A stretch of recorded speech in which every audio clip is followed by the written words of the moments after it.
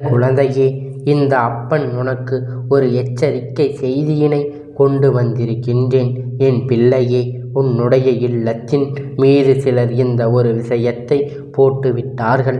என் பிள்ளையே, அவர்கள் போட்ட இந்த பொருளினால் உன்னுடைய வாழ்க்கை இன்று நிலை தடுமாறி நின்று கொண்டிருக்கின்றது. உடனடியாக அதனை எடுக்க வேண்டும். என் பிள்ளையே, அதற்கு என் பிள்ளை, நான் சொல்கின்ற இந்த ஒரு பொருளை நீ நெருப்பில் போட்டு விட்டால் போதும். அப்பன் உன்னை தேடி வந்து இந்த விஷயத்தை சொல்கின்றேன் என்றால் உனக்கு இப்பொழுது கஷ்டங்கள் அதிகமாக இருக்கின்றது, கவலைகளும் அதிகமாக இருக்கின்றது. எப்பொழுதும் கண்ணீரோடு தான் நின்று கொண்டிருக்கின்றாய். இந்த நேரத்திலும் சந்தோஷம் என்ற ஒன்று இந்த வாழ்க்கையில் நமக்கு இல்லையே என்று மனவேதனை பட்டு கொண்டிருக்கின்றாய். உன்னுடைய மனது எதையோ பற்றி எப்பொழுதும் யோசித்து கொண்டிருக்கின்றது. ஆனால் எந்த ஒரு யோசனைகளும் தெளிவும் கிடைக்கப்படுவதில்லை. எப்படித்தான் இந்த வாழ்க்கை நாம் நகர்த்தி செல்ல போகின்றோமோ என்று என் பிள்ளை நீ பயந்து கொண்டிருக்கின்றாய். இந்த நேரத்தில்தான் என் பிள்ளை வாழ்க்கையில் அப்படி என்னதான் நடந்து விட்டது என்று தெரிந்து கொள்வதற்காக உன் அப்பன் இன்று உன் இல்லம் தேடி வந்திருக்கின்றேன். அப்பொழுதுதான் உன்னுடைய இல்லத்தில் இந்த பொருள் இருப்பதை நான் கண்டேன். அதை உடனடியாக எடுக்க வேண்டும் அல்லவா? இல்லை என்றால் என் பிள்ளை கிடக்கின்ற பிரச்சனைகள் இன்னும் அதிகமாகிவிடுமே. என் குழந்தையின் வாழ்க்கை கஷ்டங்கள் மேலும் மேலும் அதிகமாகி கொண்டேதான் இருக்கும். அதை தடுக்க வேண்டும் என்று என் பிள்ளை வாழ்க்கையில் இருக்கின்ற பிரச்சனையை உடனடியாக சரி செய்துவிட வேண்டும் என்பதற்காகத்தான் இன்று உன் அப்பன் உன்னை தேடி உனக்காக இந்த வாக்கினை கொண்டு வந்திருக்கின்றேன். எந்த நேரத்திலும் இந்த வாழ்க்கை பற்றிய கவலை உனக்கு பெரிதாக இருக்கிறது கிடையாது. ஏனென்றால் ஏனோ தானோ வாழ்க்கை தானே வாழ்ந்து கொண்டிருக்கின்றாய். பயம் இருந்தாலும் இப்பொழுது அதையெல்லாம் நீ பெரிதும் பெருப்பெடுத்து கொள்வது கிடையாது. எப்படியும் நமக்கு இதுதான் நடக்கப் போகின்றது, நம் வாழ்க்கையில் இப்படியே சென்றுவிடப் போகின்றது என்று நீ எண்ணங்களும் உனக்குள் இருந்து கொண்டுதான் இருக்கின்றது. அப்படி இருக்கும் பொழுது என் பிள்ளை, இந்த வாழ்க்கையில் நமக்கான நன்மைகள் என்ற ஒன்று இருக்கின்றது என்றால் அது தெய்வத்தின் மூலம்தானே நடக்க வேண்டும். அதனால் நாம் எல்லாவற்றையும் விட்டு தெய்வமே கதி என்று சரணடைந்து விடுவோம். நம்முடைய முயற்சிகள் உழைப்புகளையும் நாம் கொடுத்து கொண்டே இருப்போம். நிச்சயமாக தெய்வம் நம்மை கண் திறந்து பார்க்கும் என்று நம்பினாய் அல்லவா?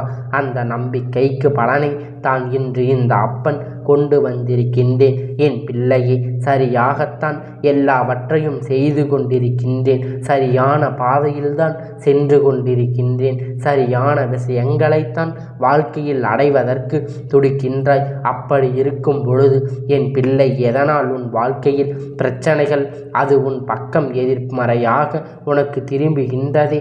எந்த செயல் செய்தாலும் அதில் உனக்கு பிரச்சனையாக இருந்து வந்து கொண்டு இருக்கின்றதே. எந்த நேரத்திலும் நமக்கு சரி என்பது படுவதை செய்ய முடியவில்லையே. நாம் நினைப்பதை இந்த வாழ்க்கையில் சரியாக நடப்பவே இல்லையே.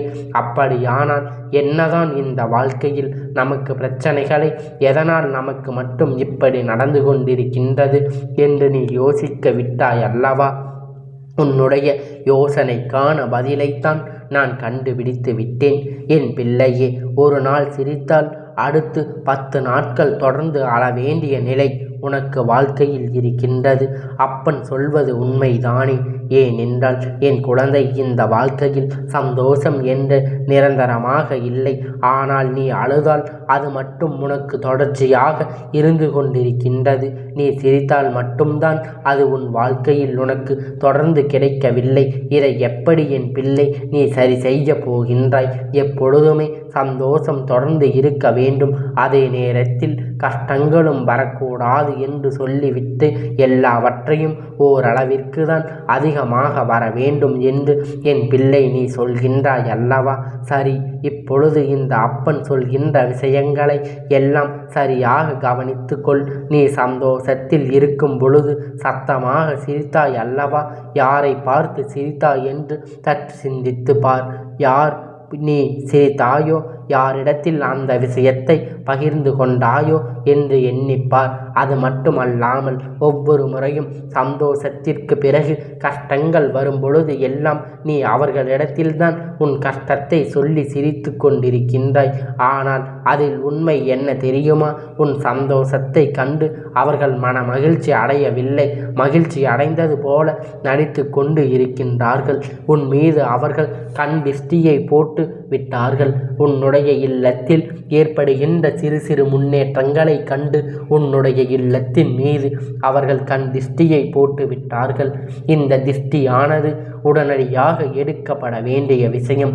ஏனென்றால் மற்றவர்கள் எல்லா விஷயங்களையும் விட கண் திஷ்டியானது மிகவும் பொல்லாதது அல்லவா? கல்லடி பட்டாலும் கண்ணடி படக்கூடாது என்று சொல்வார்கள் அல்லவா? அதைத்தான் இன்று உன் அப்பன் உனக்கு சொல்லி கொண்டு இருக்கின்றேன். என் பிள்ளையே, வாழ்க்கையில் கஷ்டம் வந்தாலும் இன்பங்கள் வந்தாலும் அதை பெரிதாக வெளிப்படுத்தி விடாதே. அடுத்தவர்களிடத்தில் நீ வெளிப்படுத்தும் போது அது இந்த வாழ்க்கையில் உனக்கு நிச்சயமாக மிக பெரிய வேதனையை ஏற்படுத்தும். அது உனக்கு நிச்சயமாக சோதனை காலத்தை கொடுத்துவிடும். நிச்சயமாக உன் முன்னால் நடந்து கொண்டிருக்கின்ற அனைத்து விஷயத்தையும் அடுத்தவர்கள் இடத்தில் வெளிப்படுத்துகின்ற எதுவுமே உனக்கு ரகசியமாக இருக்காது. உன் வாழ்க்கையில் நடக்கின்ற எந்த நல்ல விஷயங்களையும் இன்று யாருமே ஏற்றுக்கொள்ள தயாராக இல்லை. அதனால் அடுத்தவர்களிடத்தில் சொல்கின்ற விஷயங்கள்தான் உனக்கு கண் திருஷ்டியாக மாறிவிடுகின்றது. ஆனால் இவர்கள் எப்படி திடீரென்று இப்படி ஒரு வசதி கிடைத்தது என்று சொல்லி உன் மீது கண் திருஷ்டியை இவர்கள் போடத்தானே செய்வார்கள். அதனால் என்ன நடந்தாலும் இந்த வாழ்க்கையில் அதனை வெளிப்படுத்தி கொள்ளாமல் உன் வாழ்க்கையில் நல்ல நிலையை அடைந்துதானே அது வெளியில் வரும் என்பதை நீ நினைத்து கொண்டு முன்னேற்றத்தை மட்டும் நோக்கி பயணம் செய்து கொண்டிரு. அவர்களுக்காக என்ன செய்ய வேண்டும் என்பதை அதுவே வேறு விஷயமாக இருந்தால், ஆனால் உன்னுடைய செயல்பாடுகள் அதை அவர்களுக்கு காண்பித்து கொடுக்கக்கூடும் என்று தானே உன் அப்பன் உன்னிடத்தில் சொல்லி கொண்டு இருக்கின்றேன். நீ நினைத்ததை என்றும் என் பிள்ளை காரணமே இல்லாமல் நீ சிரித்திருந்தால் கூட அதை கண்டு மனதுக்குள் மிக பெரிய ஆச்சரியத்தை கொண்டு வந்து கொண்டிருக்கின்றார்கள். அதுவும் உனக்கு கண் திஷ்டியாக மாறிவிடும். நீ சாப்பிடும் பொழுது இவ்வளவு சாப்பிடுகின்றார்கள் என்று நினைத்தால் கூட அது உனக்கு உன் உறவுகளோடு, உன்னுடைய வாழ்க்கை துணை, உன்னுடைய குழந்தைகளோடு சந்தோஷமாக இருந்தாய். அதை பார்த்தார்களுக்கு நிச்சயமாக உன் மீது கண் திஷ்டி போட்டு விடுவார்கள். இப்படியெல்லாம் நீ செய்யும் ஒவ்வொரு விஷயங்களையும் அவர்கள் கண் திஷ்டியை போட்டு கொண்டு இருக்கின்றார்கள். எதுவும் அடுத்தவர்களிடத்தில் நீ சொல்லிவிடக்கூடாது. அடுத்தவர்களுக்கு அது பிடிப்பது இல்லை.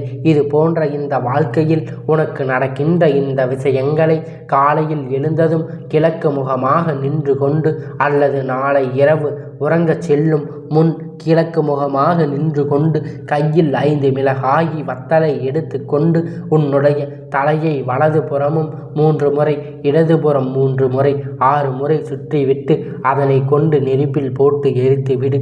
அது வெடித்து சிதறுவது போல, அது கருகுவது போல உன்னுடைய கண் திருஷ்டிகளையும் கரைத்து போகும். இதை செய்ய முடியாதவர்கள் கற்பூரத்தை உடல் முழுவதும் நன்றாக தேய்த்து தலையை சுற்றி, அதாவது குடும்பத்தில் இருக்கின்ற ஒவ்வொருவருக்கும் ஒவ்வொரு கற்பூரத்தை எடுத்து தலையை சுற்றி நன்றாக அதனை தடவி விட்டு அவர்களால் 3 முறை துப்ப செய்து அதன் பிறகு அதை வாசலில் வைத்து எரித்துவிடு. அந்த புகை செல்வது போல உன்னுடைய கண் திஷ்டியும் அதோடு சென்றுவிடும். என் பிள்ளையே, இதுவெல்லாம் உனக்கு ஏற்கனவே தெரிந்த விஷயமாக இருக்கலாம். ஆனால் இதை செய்வதற்கு தானே உனக்கு நேரமில்லாமல் இருந்து கொண்டிருக்கின்றது. இந்த அப்பன் சொன்னாலாவது நீ இதை ஓடி செய்து விடுவாய் அல்லவா? உனக்கு இருக்கின்ற கண் திஷ்டியில் இருந்து நீ தப்பித்து விடுவாய் அல்லவா? இவையெல்லாம் பலன்களை கொடுக்கும். தினமும் செய்ய முடியாவிட்டாலும் வாரத்திற்கு 2 முறை செய்து பலன்களை அடைய வேண்டும். வாழ்க்கையில் நிச்சயமாக முன்னேற்றம் வந்து கொண்டே இருக்கும். என் அன்பு பிள்ளையே, இந்த அப்பனுடைய ஆசீர்வாதங்கள் எப்பொழுதும் உனக்கு முழுமையாக கிடைத்து கொண்டேதான் இருக்கும்.